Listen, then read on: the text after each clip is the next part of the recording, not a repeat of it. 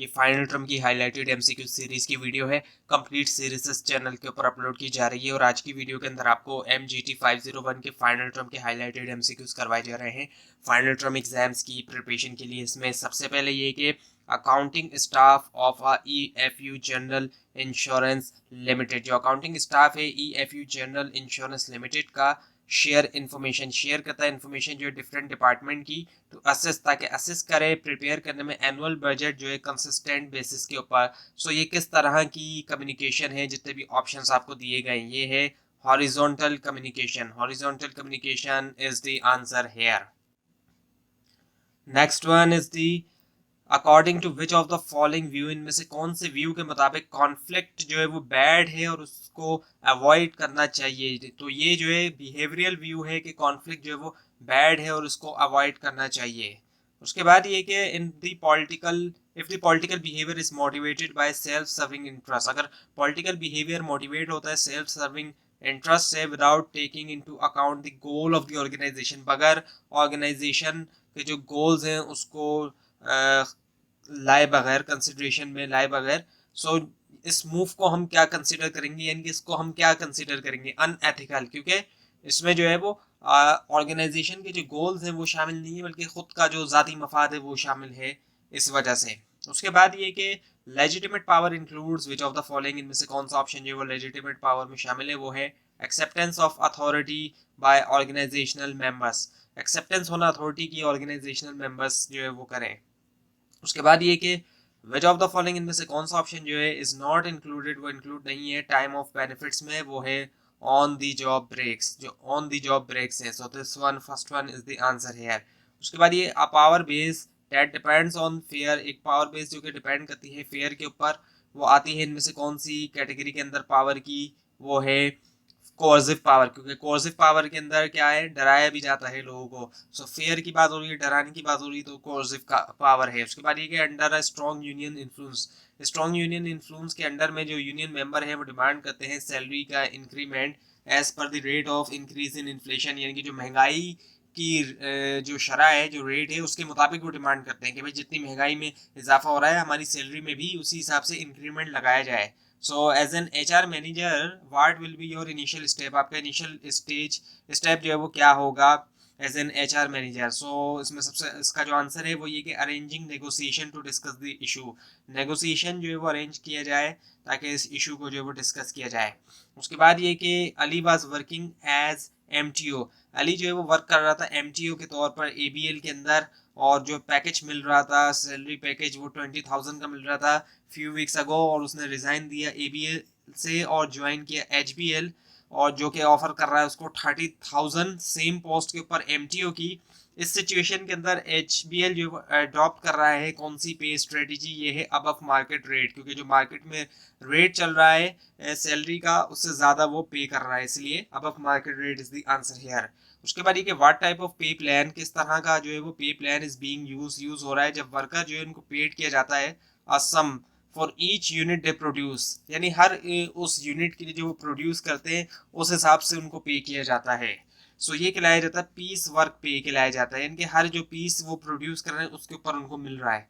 उसके बाद ये कि to make the ranking method of job evaluation more effective, यानी रैंकिंग मेथड जो जॉब एवेल्यूशन का उसको ज़्यादा इफेक्टिव बनाने के लिए इनमें से क्या किया जाता है, clearly define job description initially, clearly define करना जॉब डिस्क्रिप्शन जो है इनिशियली, ये इसका आंसर है। उसके बाद ये कि miss Fauzia wants, miss Fauzia जो है वो चाहती हैं खुद को एक्सेल करना बैंकिंग की फील्ड के अंदर बाय क्लियरिंग दी IBP सुपीरियर क्वालिफिकेशन एग्जामिनेशन, यानी कि जो IBP सुपीरियर क्वालिफिकेशन एग्जामिनेशन है उसको क्लियर करते हुए, but her current job strict timing do not allow her to fulfil her plan, लेकिन उनके जो करंट जॉब टाइमिंग है वो अलाउ नहीं करता कि पूरा किया जा सके प्लान को। सो इस प्रॉब्लम को एड्रेस करने के लिए, हल करने के लिए bank could help her by, bank किस तरह हेल्प कर सकता है, वो हेल्प कर सकता है कुछ इस तरीके से कि facilitating her with flexible working hour, flexible working hour जो है वो प्रोवाइड करते हुए कि फ्लेक्सिबल वर्किंग आवर में वर्क कर लिया जाए, इस तरह बैंक जो है वो हेल्प कर सकता है। उसके बाद ये इनमें से कौन सा पार्ट जो है एक मैनेजर रोल का करियर डेवलपमेंट के अंदर जो है एम्प्लॉय की वो है, वो जो पार्ट है मैनेजमेंट रोल का, यानी इनमें से कौन सा ऑप्शन जो है वो मैनेजर रोल का पार्ट है जो करियर डेवलपमेंट है एक एम्प्लॉय की, वो है establishing goal and career plan, establish करना गोल्स और जो करियर प्लान्स हैं। So last one is the answer here. उसके बाद ये क्या है, the long life series of activities, long life series जो एक्टिविटीज की जो कि कंट्रीब्यूट करती है एक पर्सन के करियर की एक्सप्लोरेशन, एस्टैब्लिशमेंट, सक्सेस और जो फुलफिलमेंट है वो कहलाया जाता है। इनमें से क्या वो है करियर डेवलपमेंट। करियर डेवलपमेंट जो है वो इसका आंसर है, करियर डेवलपमेंट है इसका आंसर। और उसके बाद ये कि how do compensation and benefits with a career development focus differ from कंपनसेशंस and benefit with a traditional focus. कैसे कंपनसेशन और जो बेनिफिट होते हैं करियर डेवलपमेंट से फोकस जो है वो डिफर करते हैं कंपनसेशन और बेनिफिट से ट्रेडिशनल फोकस से। ये तो इसका जवाब है all of the given option, जिसके अंदर ये कि एम्प्लॉय प्रोडक्टिविटी जो है वो is rewarded. So employee productivity is rewarded है और एम्प्लॉयज एफिशिएंसी भी रिवार्डेड है और enhancement in abilities is rewarded. So all of the given options इसका आंसर है। और उसके बाद ये कि Amjad has reach the age of full retirement, Amjad जो है वो पहुंच चुका है फुल रिटायरमेंट की as, but he still wants to continue his job, लेकिन वो फिर भी अपनी जॉब को कंटिन्यू रखना चाहता है। Moreover organization has not yet found any replacement to him, और ऑर्गेनाइजेशन ने भी अभी तक कोई रिप्लेसमेंट को नहीं ढूंढा अमजद की। सो इस सिचुएशन के अंदर अमजद शुड परस्यू, क्या परस्यू करना चाहिए इनमें से क्या, सो वो है extension of current job in the with in company, extension होना करंट जॉब की विद इन कंपनी। उसके बाद ये कि which of the given objective, इनमें से कौन सा ऑब्जेक्टिव जो है वो मेनली फोकस्ड है प्री रिटायरमेंट एजुकेशनल प्रोग्राम के दरमियान, वो है prepare employees for their upcoming retired life, prepare करना एम्प्लॉयज को उनके अपकमिंग रिटायर्ड लाइफ के लिए। So this one is the answer here. उसके बाद ये कि during which stage of socialization, socialization की कौन सी स्टेज के दरमियान एम्प्लॉयज जो है वो सक्सेसफुली इंटरनलाइज करते हैं ऑर्गेनाइजेशनल नॉर्म्स और जो बिलीव्स होते हैं, वो है Metamorphosis stage, Metamorphosis stage is the answer here. उसके बाद देखिए विच ऑफ द फॉलोइंग प्रैक्टिस, इनमें से कौन सी प्रैक्टिस है जिसके अंदर शामिल है सेल ऑफ कर देना पोर्शंस, पोर्शंस को सेल करना कंपनी के, पूरी कंपनी नहीं बल्कि उसका कुछ हिस्सा बेच देना, मेकिंग सेवियर स्टाफ रिडक्शन, और बहुत ज़्यादा जो है वो स्टाफ रिडक्शन करना, ये कहलाया जाता है रीस्ट्रक्चरिंग, यानी कि रीस्ट्रक्चर किया जा रहा है पूरी की पूरी कंपनी को।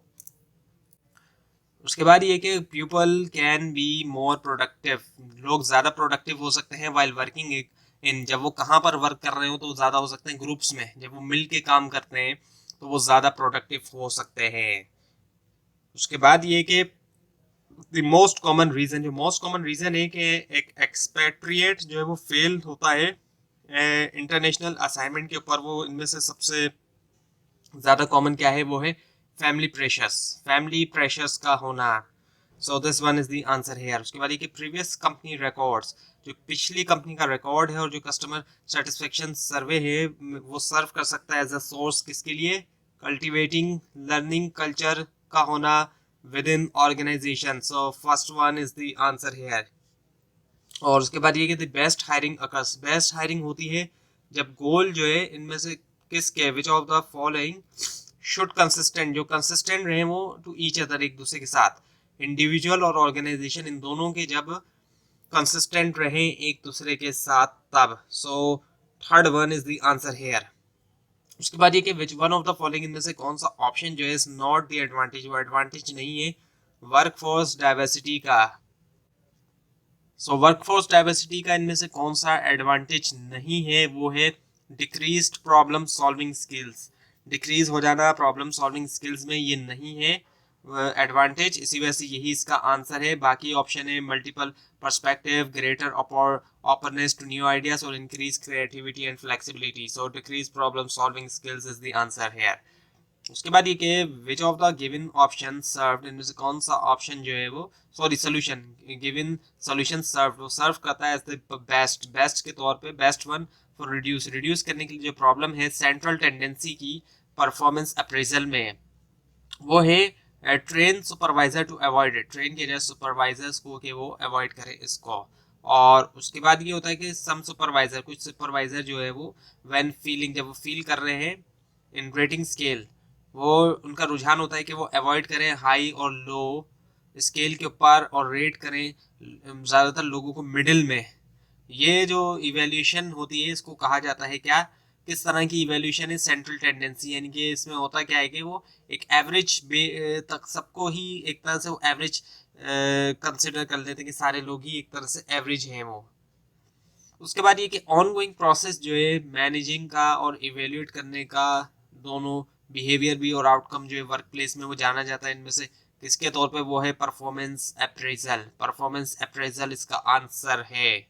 उसके बाद ये कि एम्प्लॉय रूटीन वर्किंग, एम्प्लॉय की जो रूटीन वर्किंग है इज नाउ बीइंग मॉनिटर्ड, वो मॉनिटर हो रही है कंप्यूटर्स के जरिए इलेक्ट्रॉनिकली। अब ये जो ट्रेंड है हैज अफेक्टेड, इसने अफेक्ट किया है परफॉर्मेंस अप्रेजल को। इनमें से कौन से मैनर के अंदर, वो है कि performance appraisal has become more accurate and efficient one. Performance appraisal जो बन गई है ज़्यादा एक्यूरेट और एफिशिएंट वन। उसके बाद ये कि बाय व्हाट मीन, इनमें से कौन से मीन्स के जरिए ऑर्गेनाइजेशन शो करती है कंसर्न उनके एम्प्लॉयज के लिए और अर्न करना उनकी कमिटमेंट, अर्न करती है उनकी कमिटमेंट, वो है कि प्रोवाइड करना करियर डेवलपमेंट अपॉर्चुनिटी, उनको करियर डेवलपमेंट अपॉर्चुनिटीज जो है वो प्रोवाइड करना। Second one is the answer here. उसके बाद एक जो फ्रीक्वेंसी है परफॉर्मेंस अप्रेजल करने की, वो डिपेंड करती है इनमें से किसके ऊपर, वो है organizational policies. Organizational policies is the answer here. उसके बाद ये कि which of the following approach, इनमें से कौन सी अप्रोच एम्फेसाइज करती है जो इफेक्ट है साइकोलॉजिकल और सोशल फैक्टर का एम्प्लॉय परफॉर्मेंस के ऊपर, वो है systematic approach. Systematic approach is the answer here. उसके बाद ये कि व्हाट सॉर्ट ऑफ रिलेशनशिप, किस तरह का रिलेशनशिप जो है वो एग्जिस्ट करता है नेगेटिव रीइंफोर्समेंट और पनिशमेंट इन दोनों के दरमियान। सो इसका आंसर ये कि punishment leads to negative reinforcement, punishment से जो है वो नेगेटिव रीइंफोर्समेंट जो है वो होती है। उसके बाद ये कि फेडरल लॉ जो है रिक्वायर कर रहा है एम्प्लॉयर्स को कि वो दें 60 डे नोटिस इससे पहले कि प्लांट क्लोजिंग और जो मेजर ले ऑफ होता है। और ये जो है एज स्टेटेड बाय, ये बताया जा गया है स्टैट्यूटरी राइट ऑफ एम्प्लॉयज के जरिए, स्टैट्यूटरी राइट ऑफ एम्प्लॉयज के जरिए। उसके बाद ये कि which of the following facilities, इनमें से कौन सी फैसिलिटीज जो है एम्प्लॉयर टू हायर, के वो हायर करे, फायर करे, डिमोट करे या प्रमोट करे किसी को भी एब्सेंस के अंदर किसी भी लीगल ऑब्लिगेशन की, ये है employment at will. Employment at will is the answer here. उसके बाद कि which one of the following, इनमें से कौन सा ऑप्शन जो है इज नॉट इंक्लूडेड, वो शामिल नहीं है in the content of employee handbook, employee handbook के कंटेंट के अंदर, वो है फाइनेंशियल स्टेटमेंट्स। फाइनेंशियल स्टेटमेंट्स, बाकी ऑप्शन है फ्रिंज बेनिफिट, सेफ्टी प्रोसीजर्स और जॉब ड्यूटीज। तो ये थी आज की वीडियो। आपको इस बारे में कोई क्वेश्चन है, खासतौर पर इसमें कोई मिस्टेक दिखाई दे तो ज़रूर हाईलाइट कीजिए। और इस पूरी सीरीज को देखने के लिए, फाइनल टर्म एग्जाम्स की प्रिपरेशन के लिए इस चैनल को सब्सक्राइब कीजिए, बेल आइकन के ऊपर क्लिक कीजिए। Thanks for watching this video and best of luck for your exams.